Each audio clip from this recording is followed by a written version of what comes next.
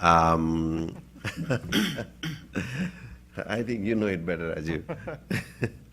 And I think this is an interesting time. We are going to be talking about globalization of content companies. And number of questions. What is the DNA of global media players? You know, how do they go about it?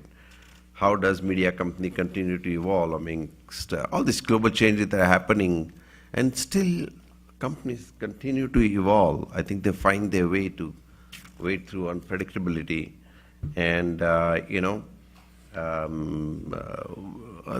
do they miss important markets sometimes? Have they experienced some of those kind of things? How the new age companies are creating value for all the stakeholders. Who are the stakeholders also could be another question.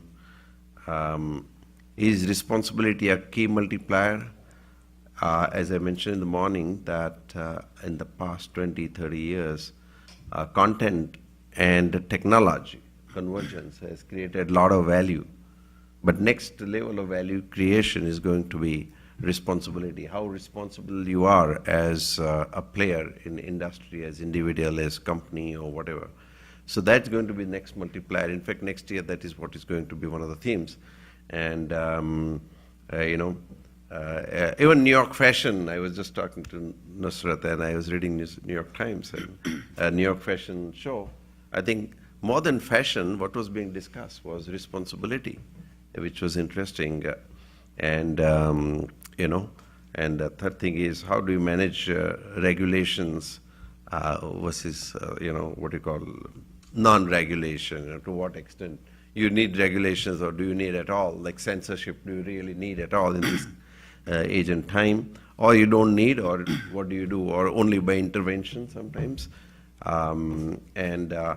Also, what we have found is that one of the biggest barriers in global trade and commerce is a taxation system.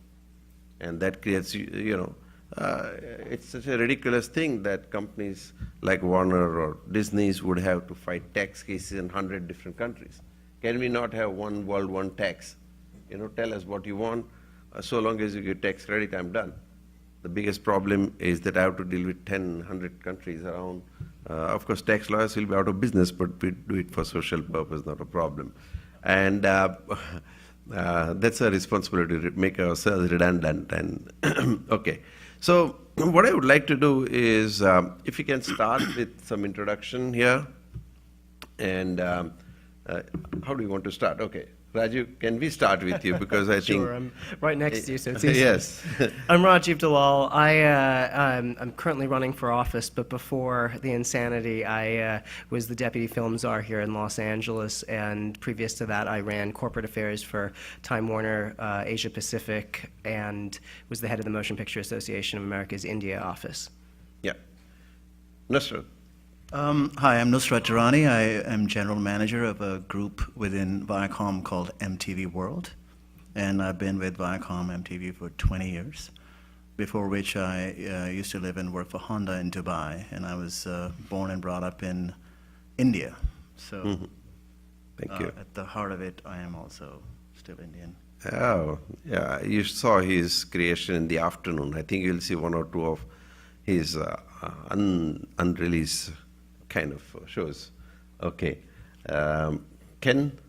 Hi, I'm Ken Silverman. I'm head of North America for Sonam S4 Consulting. We bring corporations, universities, nonprofits into India, set them up in business, represent them.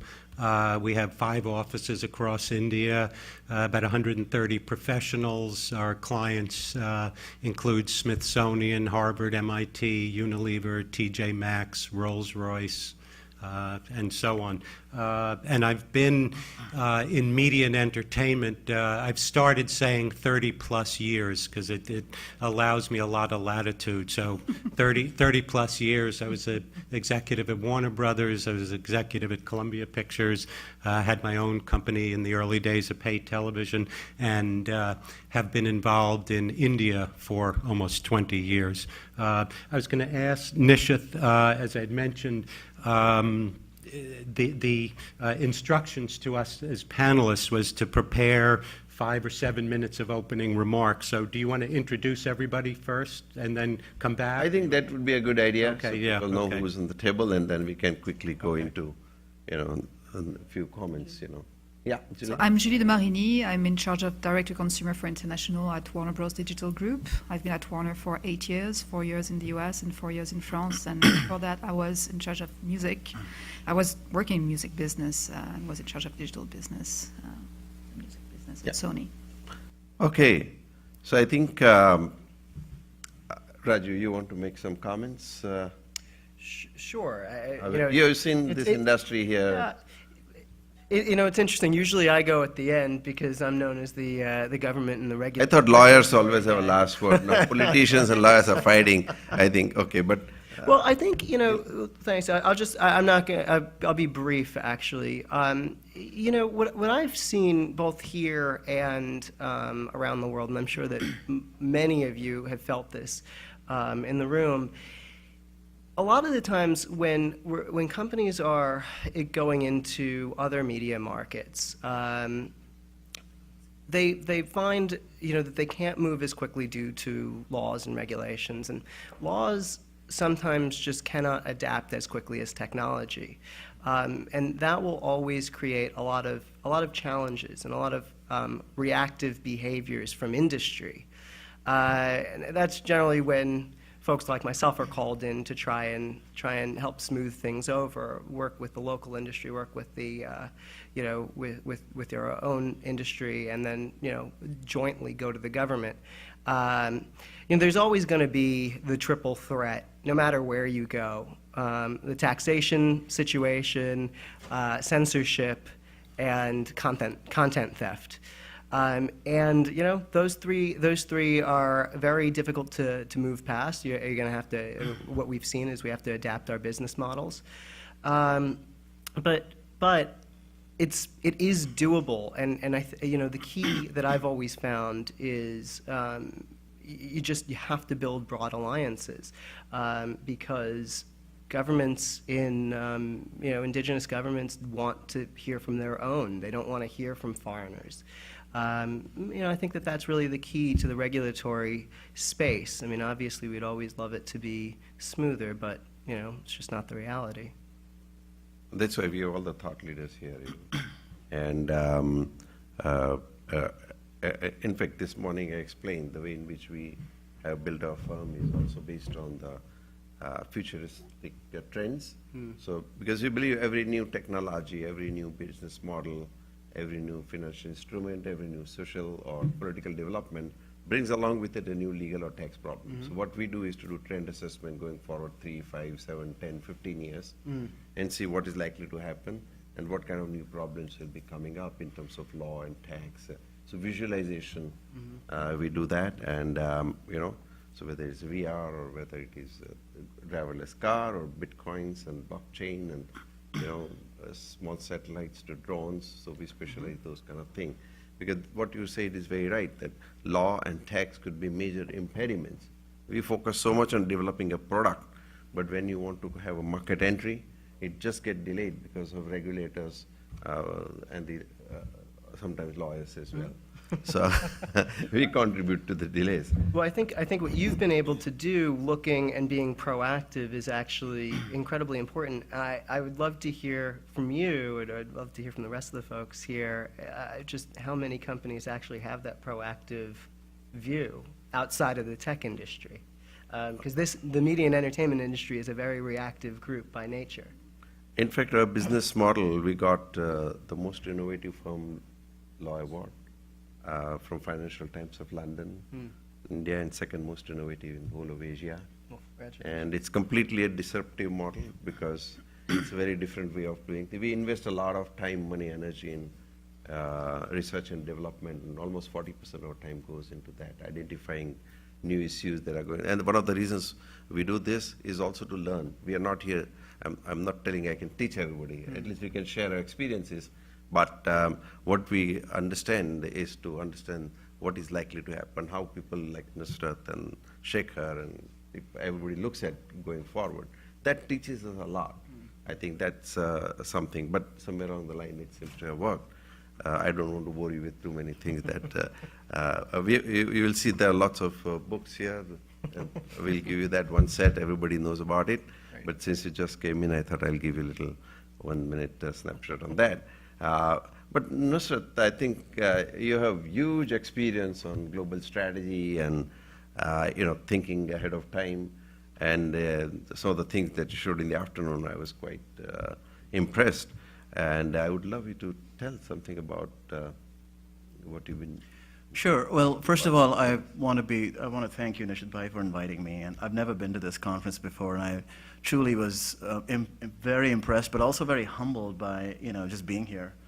I think the quality of speakers and the engagement that we've had, outside of the panel sessions has been quite illuminating for me. Thank you. So thank you so much for inviting me. The other thing is I love being called a thought leader. Yeah. That's kind of cool. I really enjoyed that. Having said that, I don't know if I am a thought leader, and I think the only thing I can speak to with some level of knowledge is pop culture and media, which is where I work. And, I love the premise of this discussion because I think, one of the things you're asking is what is the DNA of the global media player? And, I can only, again, respond very specifically and humbly within the space that I operate in, which is pop culture and a young audience that we're trying to reach. And I think there's so many different things that we could go into, but I think the one thing that's very, very clear and important is that if you're a global media company, then I think the sooner you realize that this is the end of Western domination of pop culture, the sooner you realize that, the quicker opportunities will open up. And by that, what I mean more specifically is this, that, over the decades, the past, I don't know, 2 or 3 decades, what we've seen is that the West has dominated not just the technology, the means of dissemination for media, but the actual content itself. And so there's a very interesting thing that's developed over so many decades where, I grew up in India, for example, and all I heard was pop music from the West. And I loved it, by the way. It was spectacular. I grew up listening to Dylan and The Doors and Joan Baez, 8,000 miles away from here. So I had a very vivid impression of Western pop culture. But, 20 years ago, I came to the US, and I didn't see anything reflected here in the US media about where I came from. And I think partly that might have had to do with the fact that we were dealing with satellite technology, which only enabled a one-way beam of content into different countries. And so all we could do is really beam Western content into target countries like India, China, Brazil, you name it. And so there was no two-way conversation.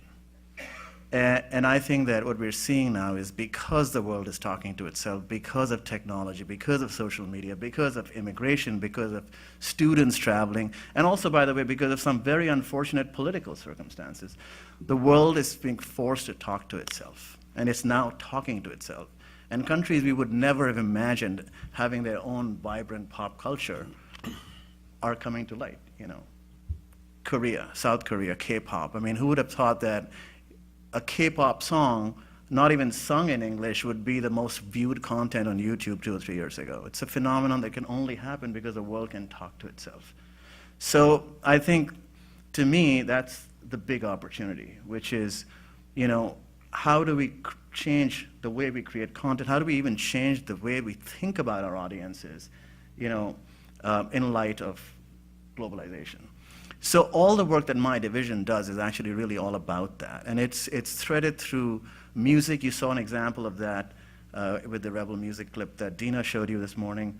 That's a documentary series about young people in turbulent countries changing their narrative and us giving them a chance to tell their stories rather than impose our images of Egypt and Turkey and Afghanistan on those countries. But we're doing that also with relationships. We're doing that with fashion content. We're doing that with film. And, I'm going to show you, if you don't mind, 2 or 3 examples of that very quickly rather than talk because, we create content, and I think content speaks to itself for me better than what I can say. The first thing is we have an anthology of short films called Madly, which will be released, I think, in about 3 to 4 months. So I think this is the first time we're actually showing a trailer in this type of venue. The nature of love is changing as well. And I think that obviously love is universal, and the narratives around love are very diverse. And this film is young, adventurous, great filmmakers from around the world creating short stories about love on subjects that are usually not talked about. So we have many countries represented. We have a film from Anurag Kashyap from India. We have one from Mieva Sakowska from Australia. We have one from Gael Garcia Bernal in Argentina. We have one from Sebastian Silva in the US. And then one from the UK from Natasha Khan, who's the lead singer for Bad for Lashes. And again, you will see in this content how we are approaching storytelling itself with a global mindset. I was going to start by saying that if Nusrat is the expert on pop culture, I'm going to be the expert on grand pop culture.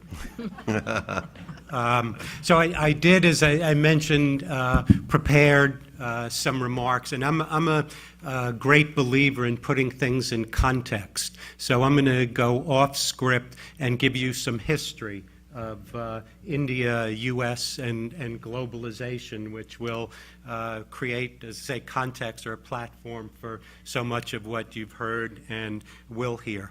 I'm just back from 8 days travel. I was in Washington, D.C., and Silicon Valley, all India-related in Washington for the annual summit of the U.S.-India Business Council with Secretary Kerry, Vice President Biden, Secretary Pritzker, and the U.S. business centers that we're launching next month were announced there.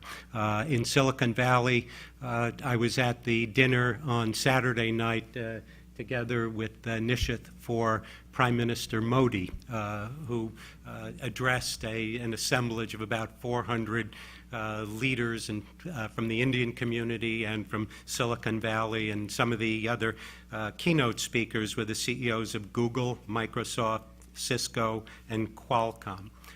Recently, President Obama and Prime Minister Modi announced that they are committed to taking U.S.-India trade from $100 billion a year to $500 billion a year. So in terms of the two countries collaborating, doing business together, cross-border trade, there has never been a better time than now, and it's only going to expand, and that's going to include definitely include media and entertainment.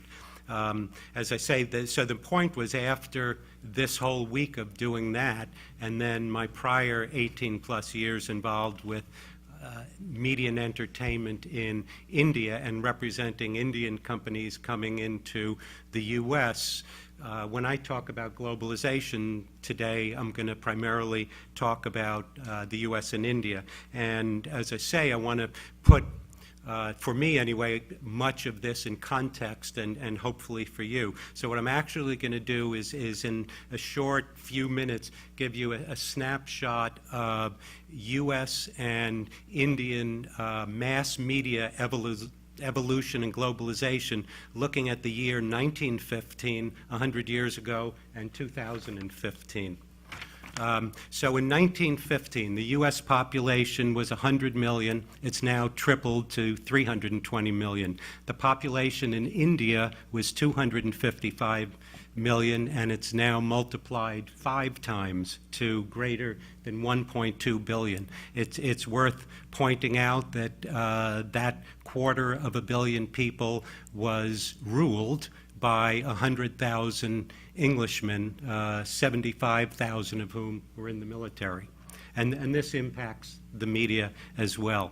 In 1915, the primary source of mass media, if you call it, were newspapers and magazines. These were profusely illustrated and containing photographs, and that's where most people got their entertainment and news and information from newspapers.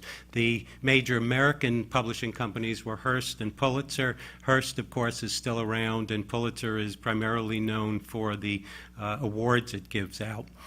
In India, the overwhelming numbers of newspapers in 1915 were published in English by British companies. There were only a handful of Indian papers published in Hindi, Tamil, and other regional languages. Phonograph recorders, primarily at that point on cylinders, were popular in both companies. The hardware and the content, the hardware with the record players and the content was recorded music, were largely controlled by Thomas Edison's Edison Company. And their model, Edison's model of controlling the hardware and the software, is in fact, in a sense, the template that Sony followed, however many decades later. Motion pictures in both countries were developed around the same time, meaning the turn of the 19th and 20th century, the 1890s, simultaneously in India, the U.S., and in Europe, largely by entrepreneurial pioneers. There were no big companies in the film business then. These were black and white silent newsreels as well as two-reel entertainment shorts that were shown in hotel auditoriums like this, tents, and some theaters. By 1915, India was already producing more films than the U.S., and in multiple languages. Interestingly, the first U.S. movie company to launch in India was Universal Pictures in 1916. Almost 100 years ago, Universal recognized that there was a market in India and opened an office there. Also, the epic Indian motion pictures and television serials like the Mahabharata were basically Indian filmmakers being inspired by the biblical epics that people like Cecil B. DeMille were making. The Mahabharata, etc., are Indian versions or inspired by, as I say, the early Christian biblical epics. New technology at that time in the U.S. was called the wireless telegraph, later called radio, was just starting to emerge in the U.S. It got its real boost via the thirst for news that was created by the sinking of the Titanic and World War I. Radio didn't show up in India until about a decade later. Wait a minute. 1 second. Okay. Television in the U.S. was developed in the 1920s and 30s, but didn't actually arrive until after World War II. The war actually prevented the expansion of television in the late 1940s. Cable and pay TV programming and the networks didn't arrive until the early 1970s. In India, television, being the state-owned Doordarshan, was launched with a single channel in 1961, and it continued as a monopoly, one channel for then almost 1 billion people until 1991, when the economy was liberalized and India participated in the first Gulf War, and the Indian population wanted to see what was happening with its soldiers in the Middle East. When CNN came in, then Pandora's box was open, and today, of course, in both countries, we've got hundreds of television channels, and as many of you know, you can sit in your hotel room and watch Yankee games live or Dodgers games live, and I was going to say David Letterman, but no more. In the U.S., print newspapers are unfortunately largely disappearing. They've been dwindling for years. Many of them have gone out of business or shifted to online-only models, while some do still print paper editions. In India, the newspaper business is booming, and it continues to grow. Ultimately, in both companies, as you've heard today, news, information, and entertainment comes from everywhere and is delivered on every device. The leading U.S. print and broadcast news organizations have virtually been consumed or merged into the leading entertainment conglomerates. These companies that we all know and love overwhelmingly own and dominate popular entertainment. Disney, Fox News Corp, Sony, Time Warner, Viacom, and Comcast, which was originally born as a small Pennsylvania cable TV company. Rising up distributors and new creators of content such as Amazon, Netflix, Alibaba, and countless more are emerging, and we have the phenomena of user-generated news, entertainment content via YouTube, Twitter, and so on. Yes.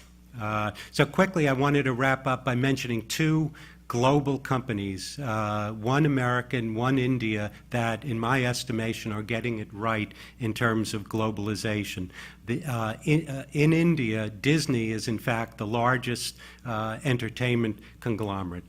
They did this both by organic growth as well as by acquiring UTV, and now have more television channels, theatrical film production, distribution, games, et cetera, et cetera. And on the American side, on the Indian side, Prime Focus, that many of you may know, began in Namit Malhotra's garage, and from that he has built what is now the largest post-production, visual effects, 3D conversion, digital media platform in the world. They operate in 7 countries.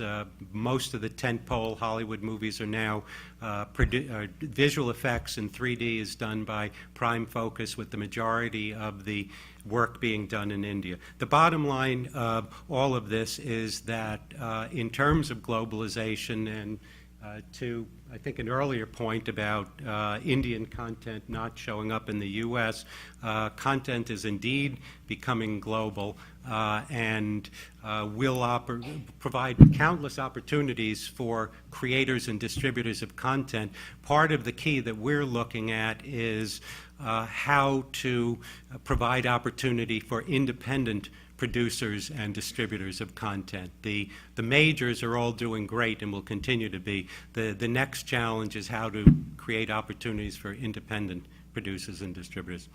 Thank you. Oh, thank you so much, Ken. I think it was very good. Very good, I think, overview, and we know what happened 100 years ago now. It was in the good context, and thanks. So, Tilly. We've got so many talented people today. I'm so glad to be here. I Thank you very much. And one thing they have in common, they all have a passion. They were all passionate about what they were talking about and what they are doing. And I'd like to share my passion, which is people. And I believe globalization is only possible if you consider and if you accept people's uniqueness and how each human is different and react differently in front of content, and how you need to target differently people, how you need to create differently content for people, and also how you need to distribute differently content for people. So in order to do that, you need to understand the people. Hopefully, since a few years, we have data, and we're able to better understand how people behave all around us, not only the territories where we distribute our content, but also in territories that we don't know. India is one of the markets we don't know very well, and data help us to better understand how the Indian people are behaving in front of content. And it's also helping us to change the way we work. It has an impact on how we are structured. It has an impact on how we do our business, on how we do marketing. It's totally transforming our approach to business. I'll give you an example on that. Like at the end of 2014, we released the third Hobbit. So we released one in 2012, one in 2013. The last one was at the end of 2014. And so we have collected a bunch of data in a lot of territories about how people have watched the content, and the first, the second, but also how they watched the trailer of The Hobbit 3. And we've got some learning, and we understood that no one was the same. And people in the US that love The Hobbit would not be the same profile than people in the UK or people in New Zealand or people in Japan. To give you an example, in the US, what the two common items that came out from the research that we've made of people who watched the Hobbit content was that they were veterans and they booked pickles. Pickles. In the UK, they were young adults, mainly geeks, who booked specific brand of earphones.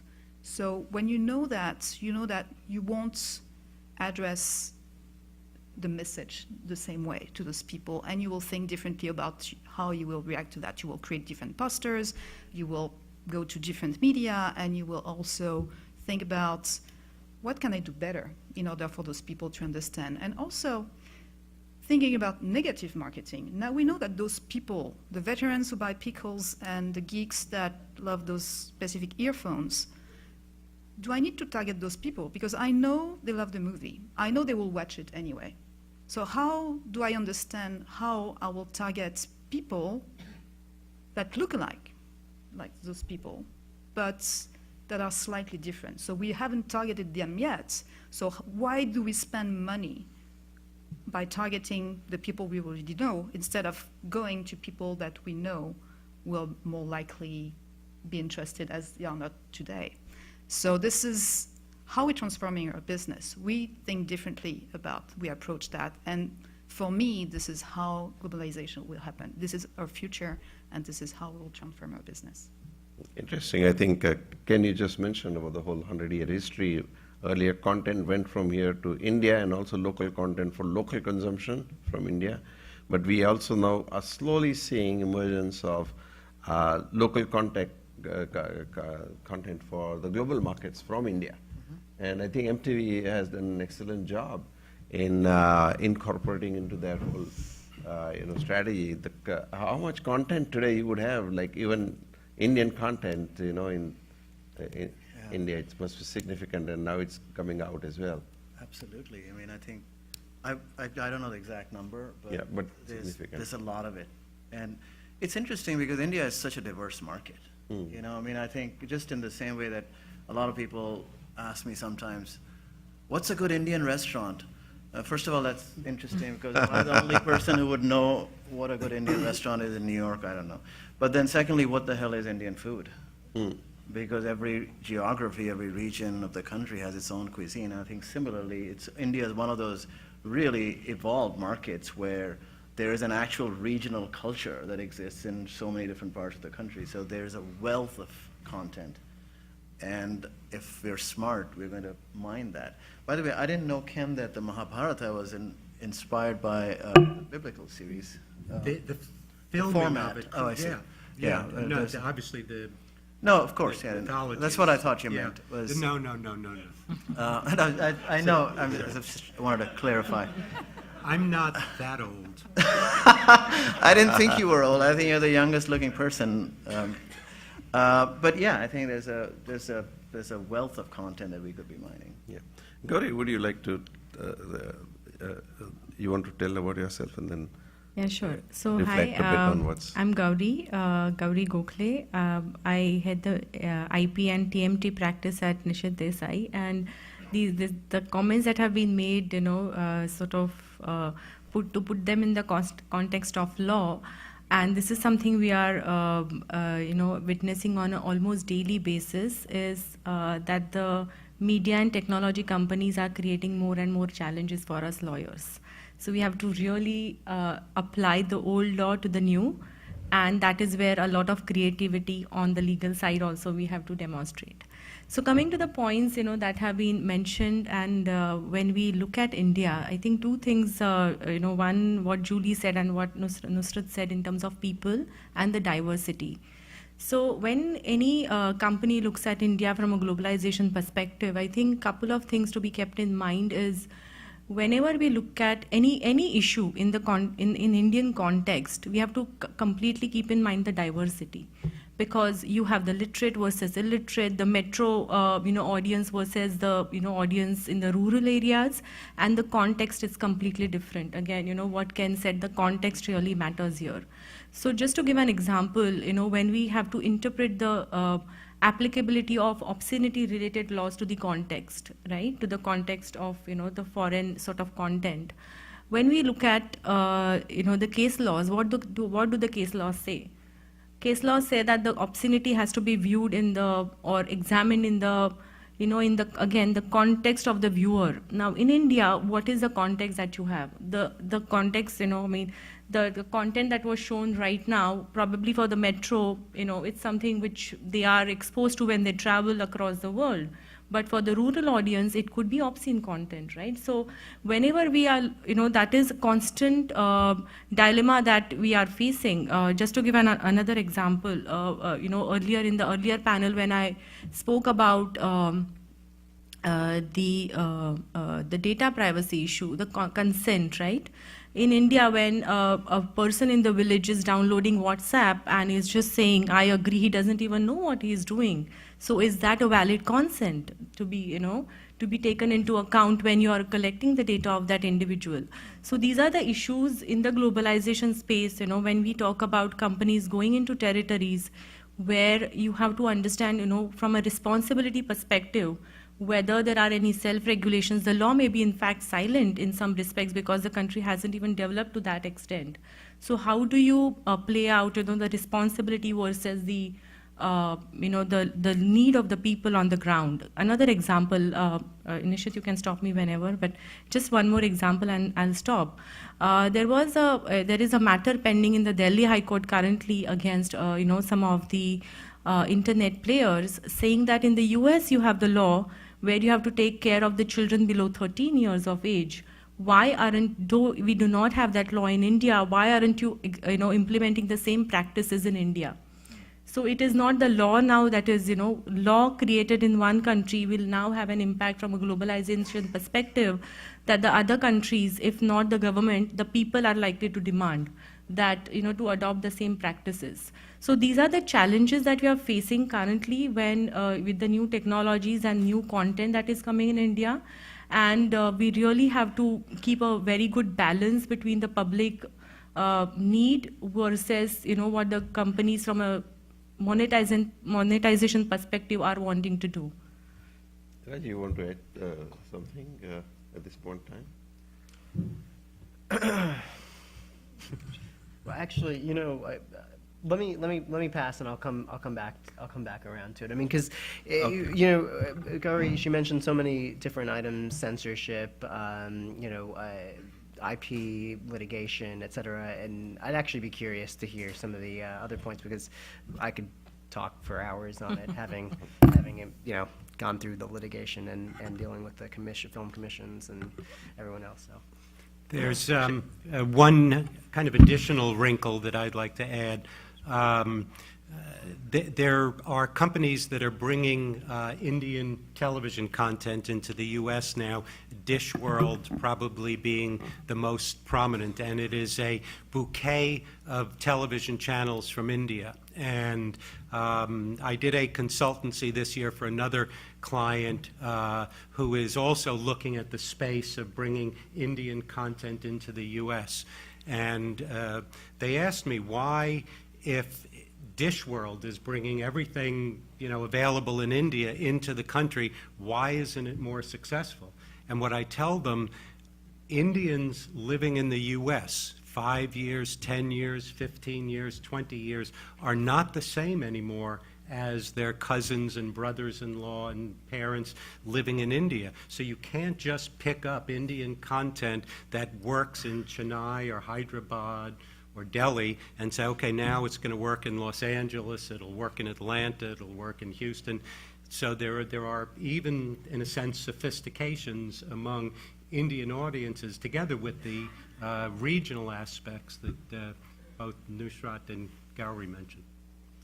Well, I mean, and the other thing is also that, if you're trying to appeal to a broader audience, and if you want an idea to take root and go viral and become popular, you have to take it out of the cul-de-sac that these premium packages are and inject them into the mainstream. That content is actually all aimed at immigrants, people that are first generation Indians who actually live here and miss home.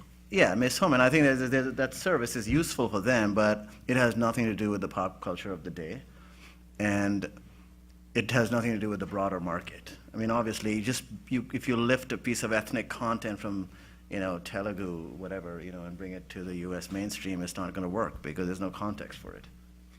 As a testament to what you said as well, if you go to the Indian Film Festival of Los Angeles every year, first of all, it was founded by a woman from Greece. Secondly, 60% of the audience is not Indian. It's interesting, and very little of it is Bollywood. It tends to be independent. Anurag Kashyap makes a lot of the films and probably got his launch pad there. That's because Bollywood is not Indian cinema. It's Bollywood, right? But the cross-pollination of pop culture is what actually can and should be happening in the global world we live in.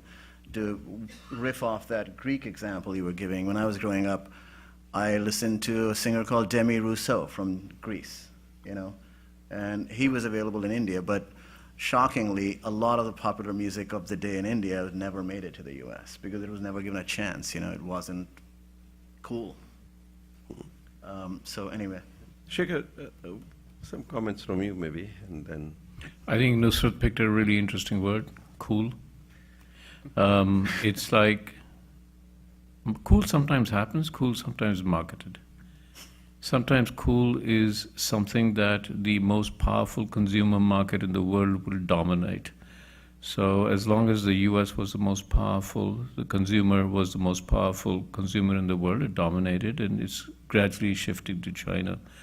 I said this about 7 years ago, that when Spider-Man 6 is made, Spider-Man, when he takes his mask off, will probably be Chinese, and he will be swinging in Shanghai and not in New York, and that's how it changes. And globalization makes sure that Spider-Man stays, but globalization also makes sure that the $25–30 million star is no longer American, but he's Chinese, because that is the biggest market, and that's how it'll change.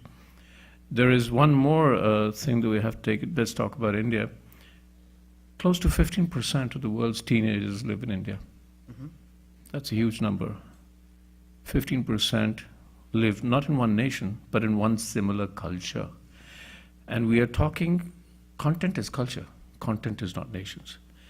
And we're talking about a demographic that is the most active. So in the future, as India, and as what Mr. Modi was saying, as India gets digitized, you have 15% of the world's population dying to express themselves. And at that moment, they're not going to be expressing themselves only to their nation, because the internet does not recognize national boundaries. They're going to express themselves to the world. And they will come out and become the influencers. So India stands on the brink of becoming the world's next influence economy through these teenagers. So it'll come through these teenagers to the rest of the world, and that will come back, and then they will decide what's cool. So far, the American market's decided what's cool. Soon it'll be Chinese, and there'll be Indian who'll decide what's cool. And when that happens, then you'll find, because we've been talking about traditional content right now. So when it becomes the internet content, when it becomes content over other sites that will come up and compete with Snapchat things, that will be the cool way. And then large form content. Right now, small form content is often driven by long form content. At that time, long-form content will be driven by short-form content. Right. So we see that trend coming. I mean, in everything you say, Shekhar, there's so much observation and wisdom that, you made 3 or 4 very important points, actually, in what you just said. One was the notion of, youth in India coming of age. I think that's, by the way, it's going to happen for other countries also. It's not just India. South America has a huge and hungry youth waiting to express themselves. The Middle East is very young. I mean, Egypt is 65–70% under 35. And I mean, I don't see Middle Eastern youth being expressed anywhere in mainstream media platforms. China, obviously. So it's imminent. And I think the smart big media companies are the ones that will cotton on to that very, very quickly. And by the way, that's happening in tandem with another really, really interesting thing that's very US specific, which is big media companies wrestling with the notion that the action, both commercially and culturally, is shifting from TV to social media. That's a very, very, very profound change, and it's going to massively change the whole landscape of culture itself in the world. How, you may ask? If TV is not driving, if it's not the predominant force in the US, and social media is, guess what? Social media ranges from, if you look at all the big platforms, YouTube, Instagram, Twitter, Snapchat even, Tumblr, they range from being between 75 to 90% global audiences, not local, global audiences. Facebook is 85% international. And that is where the youth of, some of the youth of India, China, Korea are. That's where they're consuming content. So the sooner we wake up to this fact that we're now addressing a global marketplace, at least as far as young people are concerned, the sooner we'll actually get to change our own models and start addressing a different type of audience. Yeah. And it's very significant and I think that media companies are taking charge of that, and they're all buying into it. When Variety itself, I think a few months ago, did a little survey, said in the United States, who are the greatest influencers, number 1 to 20 on the millennium generation, they found the number 1 to 10 were not music stars, they were not film stars, they were not sports stars, they were not TV stars, they were YouTubers. Yeah. Right? And those YouTubers, and my daughter's 13, I can't get her go see a movie or watch television. She's on her iPad all the time sitting in Mumbai, and her biggest assets, she watches YouTubers. So these YouTubers are becoming a global phenomena, and they're dominating the youth market. And so we don't even know where that's going. We say Game of Thrones because we know how to make money out of Game of Thrones. Maybe that is not, we don't know how to make money out of YouTubers, although one YouTuber has just made $7 million per annum, but that's nothing compared to what Game of Thrones makes. But because those are established businesses, as these become more established businesses, we are finding that the sand is shifting below our feet, because we are addicted to established business practices and to an infrastructure, whether it's a legal infrastructure, it's all there, and we're addicted to it. Suddenly it goes away. Right. Suddenly it goes away because you've lost your audience. Right. And that's going to happen because this millennium generation is about to take over. And they have. I mean, and they're the future. I think the one other thing is, I mean, I have to say, I might be sounding critical of Western media, but Western media has created incredibly great content. They have set the standards, and there's a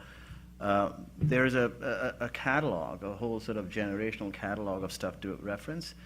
But I think the point I was making earlier is I think what we're seeing now is the end of Western dominance of pop culture in all its forms. And it speaks to what you were talking about as well. So I think that's just something we have to wake up. I think for too long, the West has been very arrogant about the idea that every single thing we put out needs to be, that's going to become the default global culture, and I think that nothing could be further from the truth today. Yeah, and it's interesting that the Chinese government right now is actually going on a definitive policy of saying we've dominated industry, now we need to dominate culture. So there is a particular policy that is adding 9 screens every day. 15 years ago, Chinese films were nowhere. Now they're adding 9 digital screens every day in China so that they are able to empower local filmmakers to become international and dominant. Yeah. And why not? I think they should be doing that. Yeah. I think the Indian market should be doing that. Oh, yeah. I think the West needs to be waking up to this fact and adapting ourselves to that fact. So I have a question for you, Nusrat. I go along with what you're saying to a point. One of the areas in which I was involved for years was representing Indian animation companies coming into the U.S. to do work for American companies, Disney, Fox, and so on. In animation, particularly CGI animation, which are universal blockbusters, no other country has been able to dislodge American CGI animated entertainment. Some have tried. There have been little gems from Japan, not even CGI, but what's your reflection on animation, which seems to be an American long suit? I mean, I think it's amazing. We're very good at some shit. animation being one of them. So, I mean, if we're the best animators in the world, so be it. But I don't think we can be the best in everything in the world. Yeah. I think that notion has changed. I think Okay. that on animation, the United States animation companies, Disney, all these people have developed a level of sophistication that is very, very hard to beat. Pixar. I mean, how do you compete with Pixar? How do you compete with Disney? And so while they farm some of this stuff out all over the world, they hold the IP, the intellectual properties, not only of the stories, but of the systems. Yeah. The animation systems intellectual property is held there. The technology intellectual property is held there. But here's what's happening. Everywhere in the world, when they do animation, they try and compete with Disney. The one place in the world that they said we're not going to compete with Disney was Japan, and they made a $40 billion industry out of anime, which was cheaper, but a different form, because they did not compete with Disney. They did not compete with Pixar.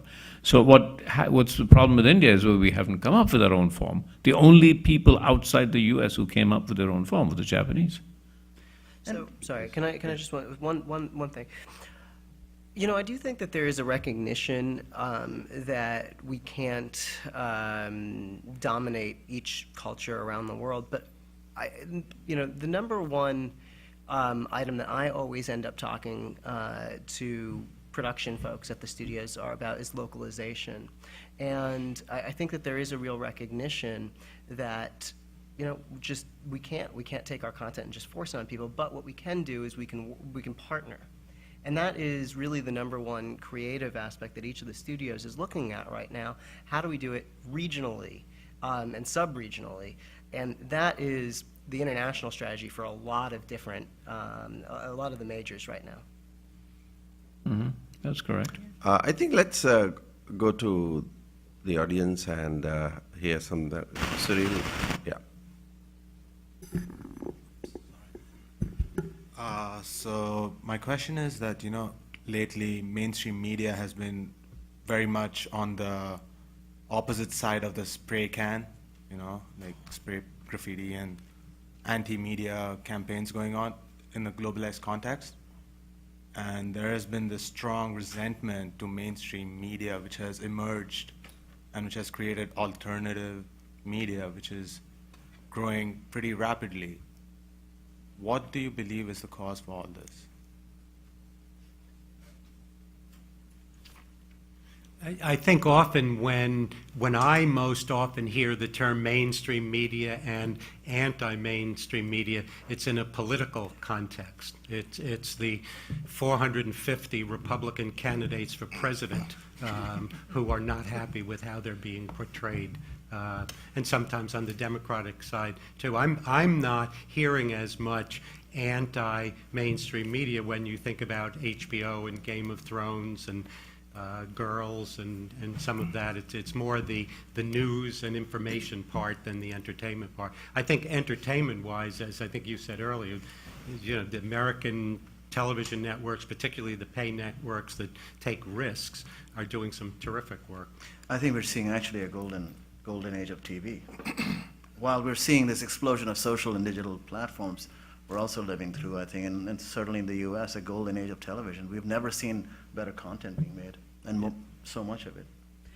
And I think on that end, I think that there is a backlash against a perceived, so I oversaw corporate affairs for CNN as part of the Time Warner umbrella, and given there's this perceived that CNN had a bias, right? There was a liberal bias, whereas Fox has a conservative bias, and so forth and so on throughout every country. And when you're looking at disruptive models, this is no different, right? Because it's just not adapting to what people want and what they need.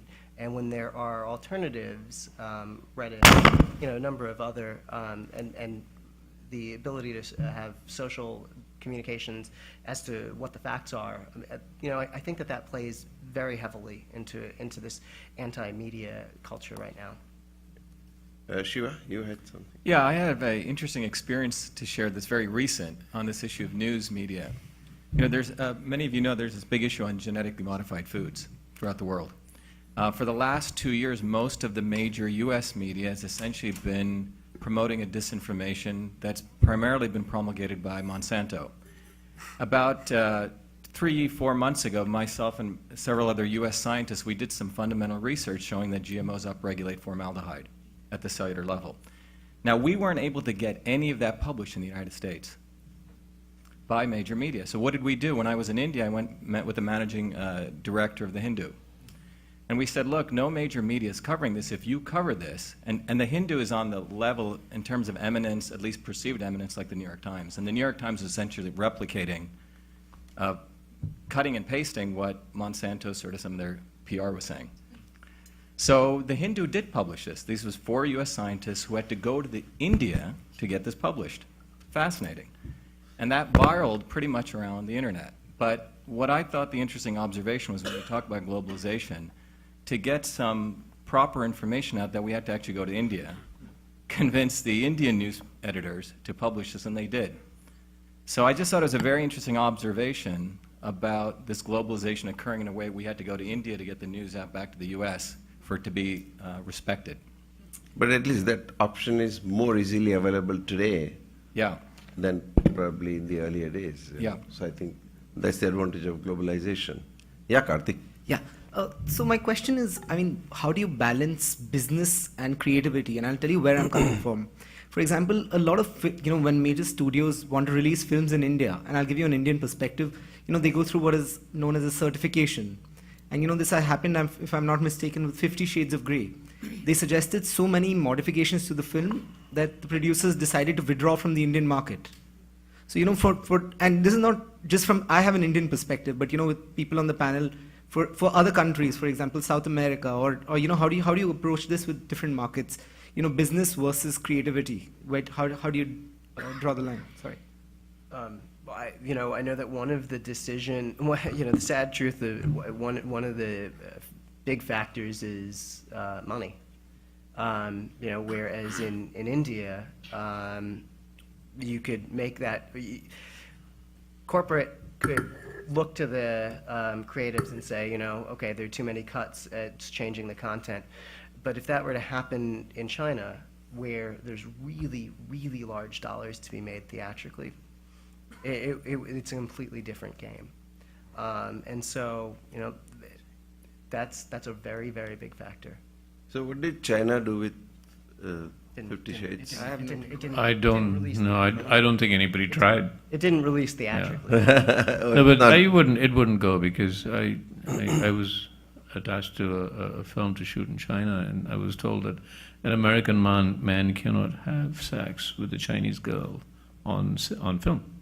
So this changes all the time. It's like, now suddenly, when there was this very, very, very popular TV series that was coming on, it was very popular, and the Chinese government decided that it was revealing too much cleavage, so they had to actually reshoot it suddenly, or cover up the things, and the whole popular series had to go back, and they just had to cover it all up. Sorry. Sorry, I mean, there is very few China offices for the major studios that are not consulted at the beginning of the development process. And if it's not given the okay, it doesn't have to be given the okay, but most of them are given the okay if they're blockbusters, because they want to be able to have a shot at releasing out there. Maybe the Chinese government just didn't like the movie. I've heard it's not that great. I'm just saying, I haven't seen it, so I shouldn't prejudge. You had a lot of experience in China by any chance? Have you? Yeah, I've been to China. We've created content there. I think it's a fascinating marketplace. It's regulated, but I think still within the regulation, it does offer some incredible opportunities. I mean, there's a Chinese punk rock scene, for example. It's very, very influential. Very few people know about it because they don't think that's the content they should be making in China, as an example. So what's the difference you find between India and China in terms of, both have regulations, but where do you see? Culturally, India... You say that in India also there are opportunities, China also there are opportunities. Yeah, India has regulations, but what is the kind of difference you find so that even though there are regulations in China, but you are still able to find opportunity to tap them? I'm no expert in China, but I think just as a consumer of pop culture, I could just opine on that very, very informally. And also, please don't forget that I am Indian. No, no. I think India has such incredible diversity. Not to suggest China doesn't, but like just in language alone. I mean, we've got, I don't know, 250 dialects or something like that, and regional culture and multiple religions and multiple ecosystems within this one country that I think when you start mining the culture of India, I mean, it's staggering. You can go on forever. Again, not to suggest that Chinese culture is not diverse or not fascinating. I think it is. I think you could do a lot of storytelling in India and never get run out of themes. There's another piece to this too, which is simply box office revenues. The money that comes to American films out of China so far exceeds the money that comes out of India for American films that American studios will bend over backwards and twist and turn and shape to fit the Chinese market, where if, tentpole films, they'll do it for it, but, films that aren't tentpoles, if India has an issue with it, next, I don't care. There's not enough money at stake in India. I think that might be true now, but I think with fragmentation of media and even the studio system changing so dramatically, I think that might be very different, maybe 5 to 10 years later. Yeah. I was talking about Disney in India. A few years ago, I was working with the government of Maharashtra to develop a theme park on the grounds of Film City in Mumbai. And I spoke to Andy Bird, the chairman of Disney International, and he walked me through the math. I said, in the middle of Mumbai, what a terrific place for a Disneyland India.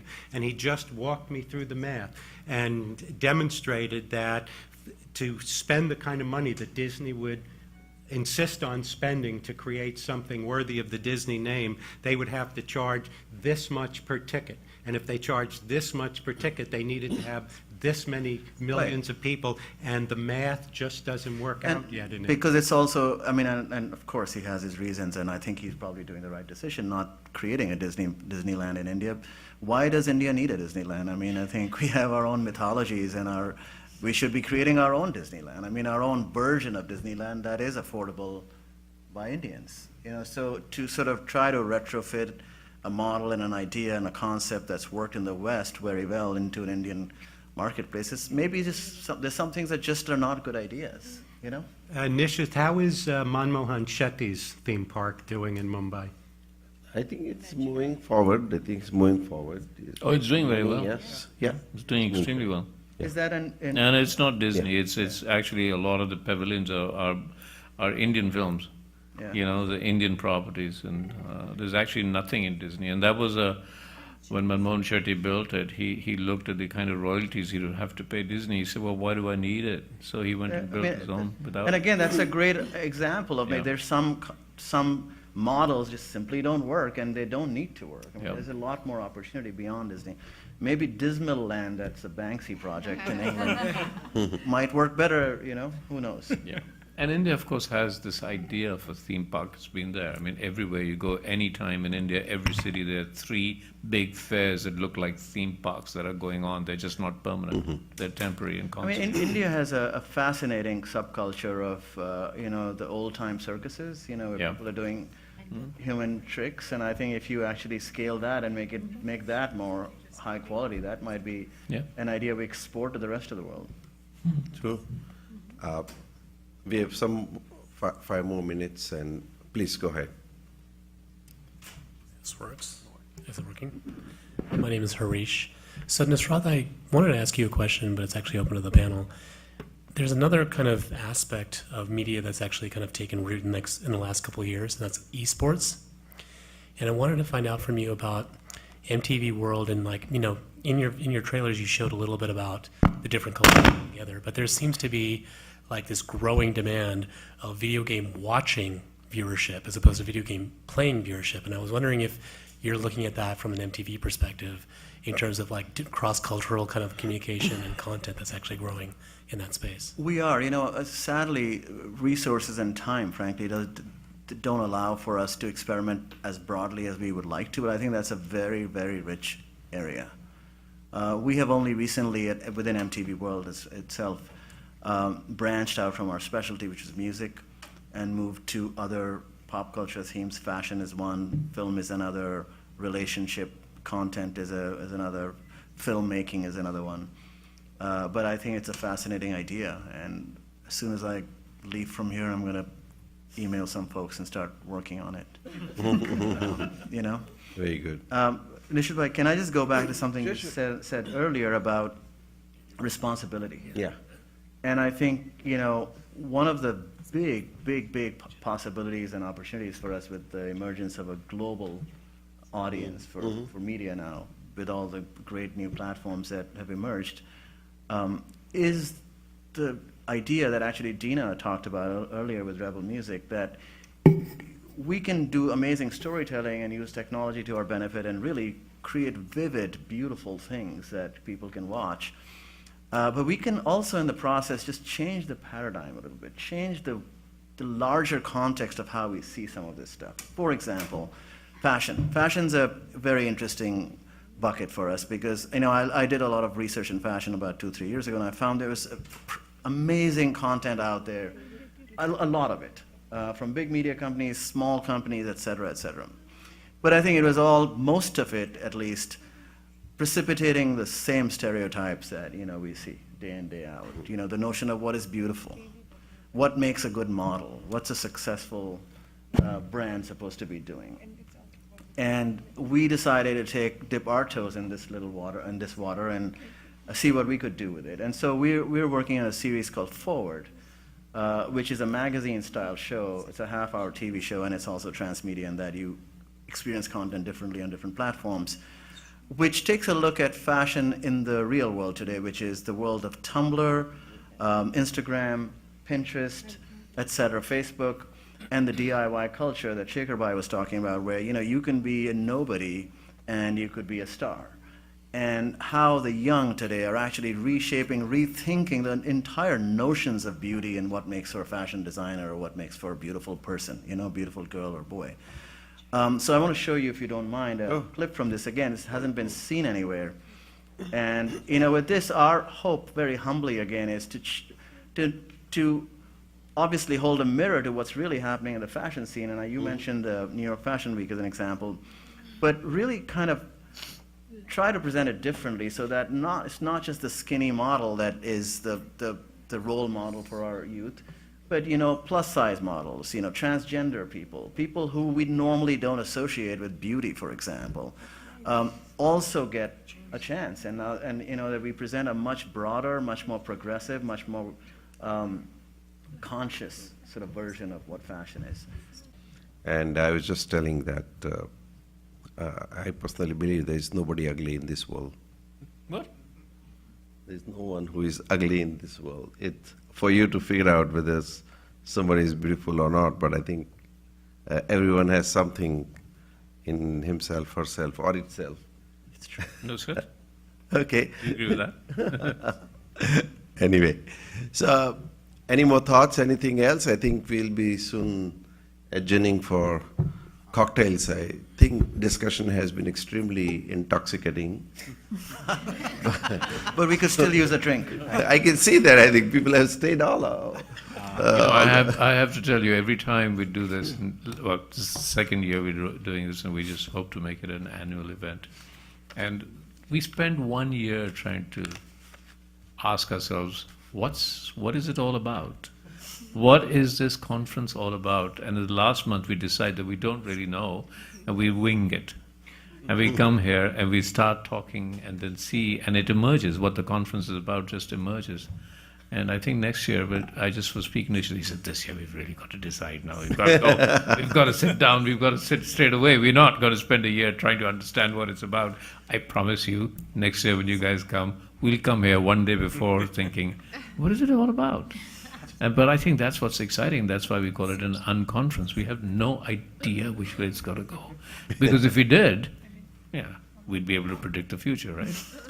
And in fact, none of the panels, if I'm not wrong, Gauri, tell me, we had any phone call, any preparations, little directions, yes, but nobody interacted. So everything came up very natural, and I think that was more organic in that sense. Yeah. So that also added something, and all of you participated so well, because this was more of a conversation than kind of a conference, and that's why we call it unconference. So what we would like to also do is, for next year, if you have any ideas or thoughts, or please feel free to write to me or Shekhar. Shekhar exists in chaos. This is email ID. It's public, I believe, hopefully. So in a million emails, 100,000 more comes. What difference does it make? So, so I think send some more. And if you want to send me when I get, not as many as that, but nishith@nishithdesai.com. That's the easiest way. Anything you think we should be improving on, or next year's idea, or responsibility is a theme we are adding to content technology and convergence in that sense. We also would like to see that if you think there are other people who would like to come, sound them off, talk to them. So, and please let us know whom to invite, because this is, as you know, we have not taken any sponsorship. It's nothing. We are kept very organic in that sense. And the idea is it's only by invitation, so that, we can keep that kind of intimacy and not make a mela. At the same time, we want as many people who are relevant come here and talk, share their ideas, thoughts, whatever they are. And we'd be extremely grateful to you.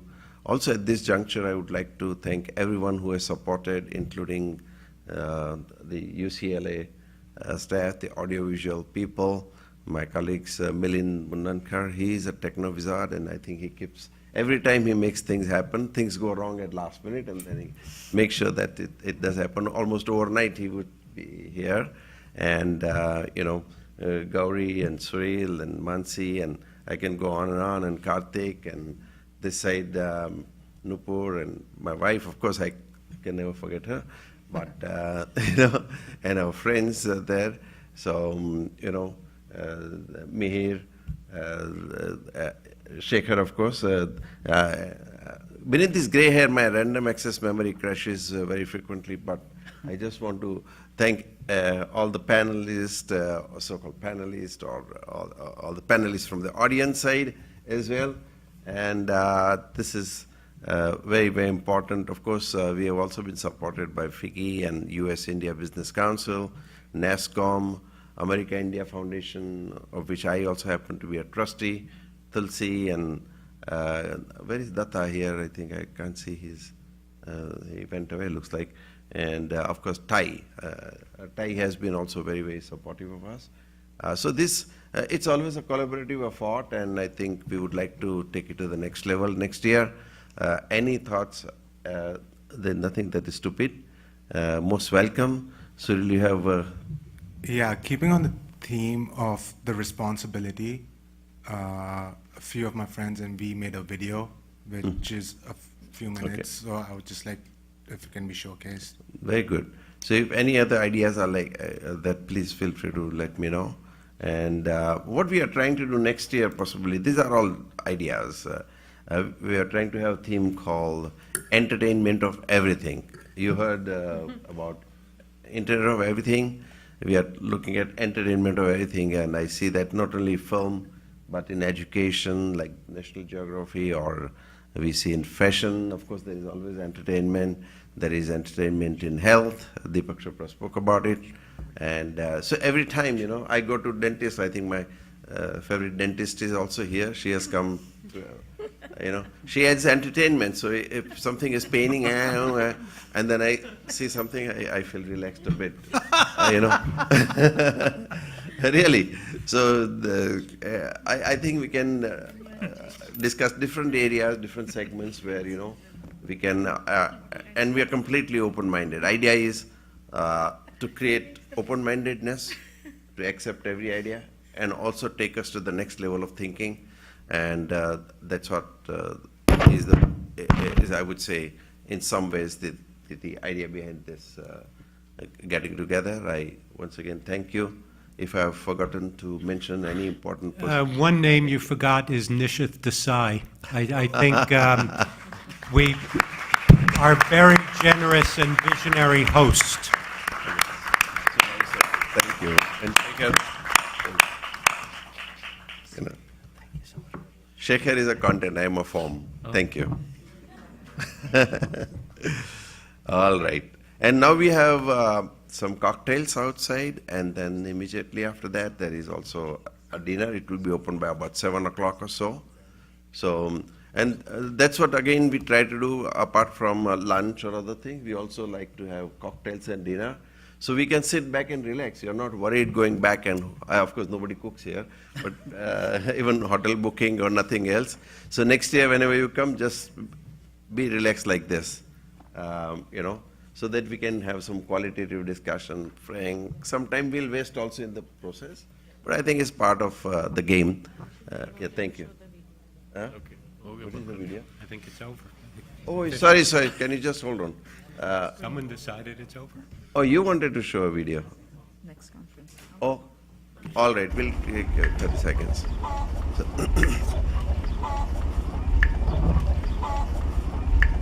ਤੂੰ ਨਿਤ ਕੂਕਦੀ ਉਹ ਤੂੰ ਨਿਤ ਕੂਕਦੀ ਮੈਂ ਲੋਕਾਂ ਦੀ ਉਹ ਤੂੰ ਨਿਤ ਕੂਕਦੀ ਮੈਂ ਲੋਕਾਂ ਦੀ ਆ ਤੇਰੇ ਥਾਂ ਵੇਖ ਲੈਨੀ ਅਸੀਂ ਕਾਰੇ ਅਸੀਂ ਪਹੁੰਚਣਾ ਓਏ ਅਸੀਂ ਪਹੁੰਚਣਾ ਸ਼ਹੀਦਾਂ ਵਾਲੀ ਮੰਜ਼ਿਲ ਤੇ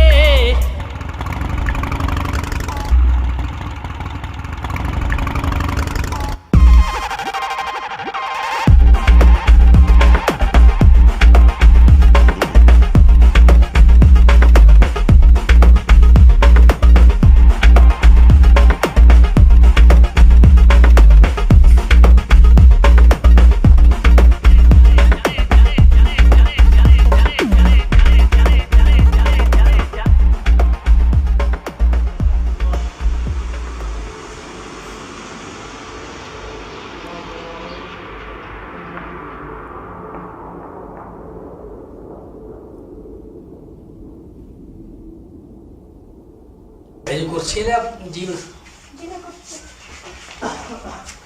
ਵਧੀਆ ਪਹੁੰਚੇ बढ़िया तो ਇਹਨਾਂ ਦੀ ਸਮਝ ਤਾਂ ਆ ਜਾਂਦੀ ਮੈਨੂੰ हाँ हिंदी थोड़ी थोड़ी हमको समझ आती है आपके गाने पे हाँ तो किधर है वो देखने को सुनने को ਉਹ ਅਮਰੀਕਾ ਚ ਕੋਈ ਬਰਤਾਨੀਆ ਚ ਕੋਈ ਕੈਨੇਡਾ ਚ ਬਾਹਰਲੇ ਦੇਸ਼ਾਂ ਚ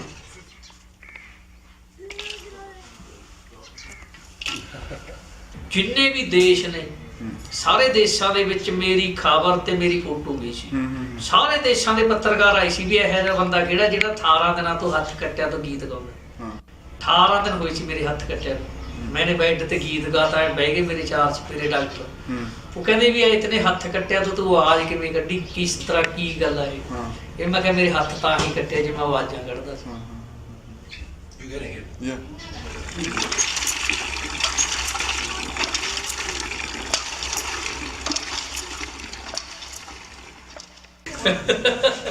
ਇਹ ਜਾਂ ਨਹੀਂ ਗਾਣਾ ਸੀ ਪੰਜਾਬੀ ਬਸ ਹੁਣ ਵੀ ਆਖਣਾ ਹੋ ਅਸੀਂ ਤੋੜੀਆਂ ਗੁਲਾਮੀ ਦੀਆਂ ਕੜੀਆਂ ਅਸੀਂ ਤੋੜੀਆਂ ਗੁਲਾਮੀ ਦੀਆਂ ਕੜੀਆਂ ਬੜੇ ਨੇ ਅਸੀਂ ਦੁੱਖੜੇ ਜਰੇ ਆਖਣਾ ਸਮੇਂ ਦੀ ਸਰਕਾਰ ਨੂੰ ਤੇ ਗਹਿਣੇ ਸਾਡਾ ਦੇਸ਼ ਨਾ ਤਰੇ ਹੋ ਗਹਿਣੇ ਸਾਡਾ ਦੇਸ਼ ਨਾ ਤਰੇ ਅੱਜ ਕਾਤਾਂ ਲਾਈ ਬੈਠੇ ਸਾਮਰਾਜੀਏ ਵਪਾਰੀ ਸਿਰੇ ਚੜਦੀ ਨਹੀਂ ਹੁੰਦੀ ਜਿਹੜੀ ਪੈਸਿਆਂ ਦੀ ਯਾਰੀ ਸਿਰੇ ਚੜਦੀ ਨਹੀਂ ਹੁੰਦੀ ਜਿਹੜੀ ਪੈਸਿਆਂ ਦੀ ਯਾਰੀ ਸਾਡੀ ਧੁੱਪ ਨਾਲ ਮੱਸਿਆ ਕਲੇਸ਼ ਨਾ ਕਰੇ ਆਖਣਾ ਸਮੇਂ ਦੀ ਸਰਕਾਰ ਨੂੰ ਤੇ ਕਹਿਣੇ ਸਾਡਾ ਦੇਸ਼ ਨਾ ਤਰੇ ਉਹ ਕਹਿਣੇ ਸਾਡਾ ਦੇਸ਼ ਨਾ ਤਰੇ ਬਸ ਇੱਥੇ ਕਹਾਂ ਜੀ ਕਰ ਲਓ ਬਸ ਪਹਿਲੀ ਵਾਰ ਅਖਬਾਰ ਵਿੱਚ ਜਦ ਨਾ ਆਪਣਾ ਪੜਿਆ ਕਦੇ ਉਹਨਾਂ ਚਾ ਨਹੀਂ ਚੜਿਆ ਸੱਚੀ ਉਹਨਾਂ ਚਾ ਨਹੀਂ ਚੜਿਆ ਕਦੇ ਉਹਨਾਂ ਚਾ ਨਹੀਂ ਚੜਿਆ ਹੁਣ ਕਦੇ ਉਹਨਾਂ ਚਾ ਨਹੀਂ ਚੜਿਆ ਇਹ ਛੱਡਿਆ ਕਿੱਥੋਂ ਜਾਊਗਾ बोलोगे शौक लगेगा पूरा हाँ शौक लगेगा हाँ बच गया पता जिसे अच्छा और खराब सच होवे जे ना बोला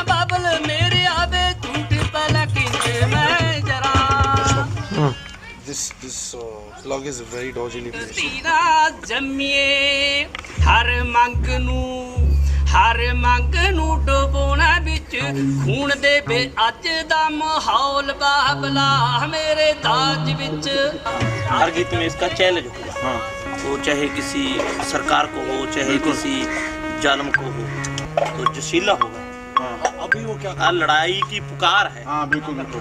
इसे लड़ाई के लिए, जंग के लिए तैयार करना। बिल्कुल। तो मतलब डांस वाला गीत तो है नहीं। So that's, I think this is cool, but I think you want to just have a heavy beat. Right? Yeah, I got that. Give us a melodic sheet later. But I want it to be in key. Key you can match later, no? This is already okay. Okay, so I'll kill it, and I got a drum now. Yo, just like a heavy beat, bro. Like some more time.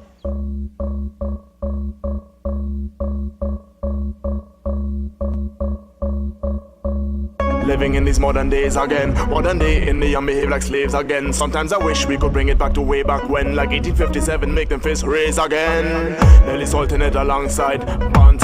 On the rhythm and I get militants. How long I'ma keep my people ignorant? And you see corruption and rampant. How much money they have in a Swiss bank? Days. How much money they have in a Swiss bank? Dance all what the people them think tank. Music and the people them think tank. One day I make the shotgun pump. Cause one day I make the shotgun pump. Cause one day I make the shotgun pump. Pump, pump, pump, pump. Oh, thar thar kamde si. Oh, thar thar kamde si. Kiਹੜੇ ਨਿਤ ਲਾਉਂਦੇ ਸੀ ਲਾਰੇ ਗੱਲ ਸੱਚ ਨੂੰ ਆਖਣ ਦੀ ਤੁਰਕੀ ਵਿੱਚ ਦੇਸ਼ ਦੇ ਸਾਰੇ ਗੱਲ ਸੱਚ ਨੂੰ ਆਖਣ ਦੀ ਤੁਰਕੀ ਵਿੱਚ ਦੇਸ਼ ਦੇ ਸਾਰੇ ਗੱਡੀ ਮਜ਼ਦੂਰਾਂ ਨੇ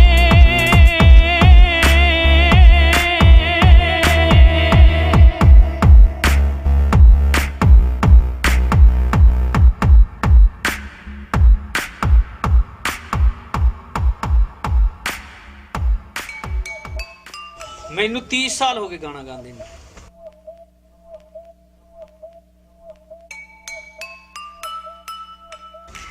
ਮੇਰੀ ਲੜਕੀ ਨਾਲ ਰੇਪ ਕੇਸ ਹੋਇਆ ਸੀਗਾ ਇਹ ਨਾਲ ਦੇ ਘਰ ਹੀ ਉਹਨਾਂ ਨੂੰ ਮੈਂ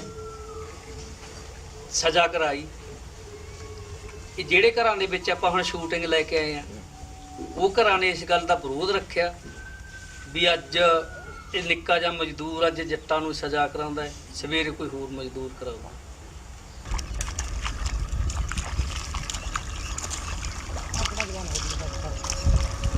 ਉੱਥੋਂ ਸਾਡੀ ਘਟਨਾ ਹੁੰਦੀ ਲੜਾਈ ਝਗੜਾ ਹੁੰਦਾ 2006 ਤੱਕ ਆ ਗਿਆ 2006 ਦੇ ਵਿੱਚ ਮੇਰੇ ਆਪ ਦੇ ਅੰਗ ਪੈਰ ਕੱਟੇ ਗਏ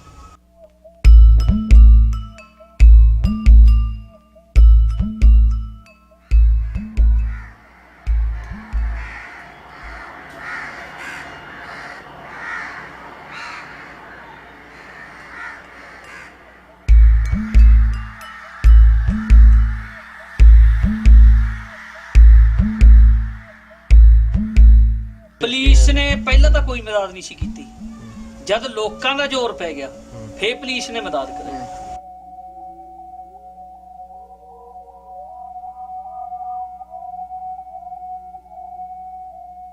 ਇਨਕਲਾਬੀ 30 ਸਾਲ ਹੋ ਗਏ ਮੈਨੂੰ ਗਾਉਂਦੇ ਨੂੰ ਉਦੋਂ ਮੇਰੇ ਛੋਟੇ ਬੇਟੇ ਵਰਗਾ ਸੀ ਜਦ ਮੈਂ ਗਾਉਂਦਾ ਸੀ 12-13 ਸਾਲ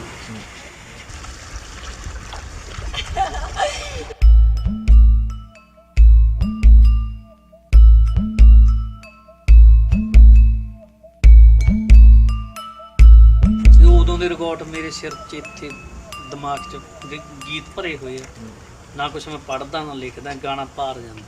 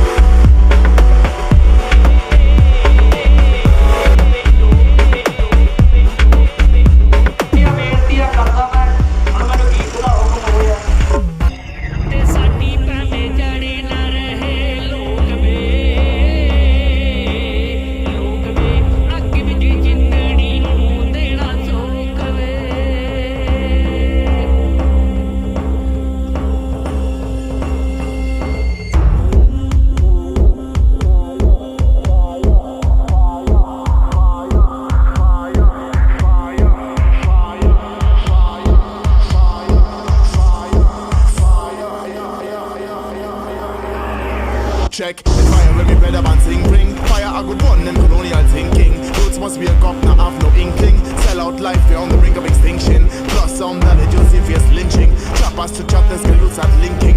Whether lose, whether dead in a win. Them I raise this sin thing with the Glock them clinting. Yo, not gonna make no bargain. Cut them down, I beg them no pardon. Shoot the sheriff, the deputy and the warden. Cause the youth them starving, so the face go harden. Black roses in a me garden. Black roses in a me garden. Black roses in a me garden. Fire, fire.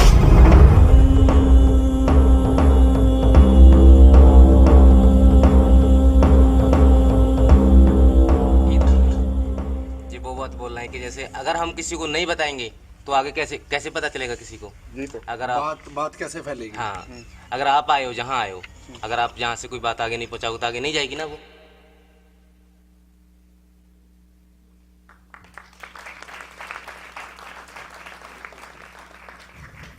This is the power of entertainment in some ways.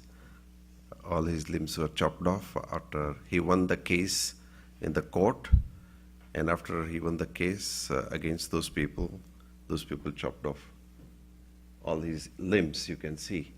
The next thing he did was he started singing. And that's the power of entertainment in many ways. I think there are many stories like that. I think it's all about storytelling, but it also enhances some kind of responsibility, some kind of concern for human rights. But these are all the things we can go on. Thank you so much once again.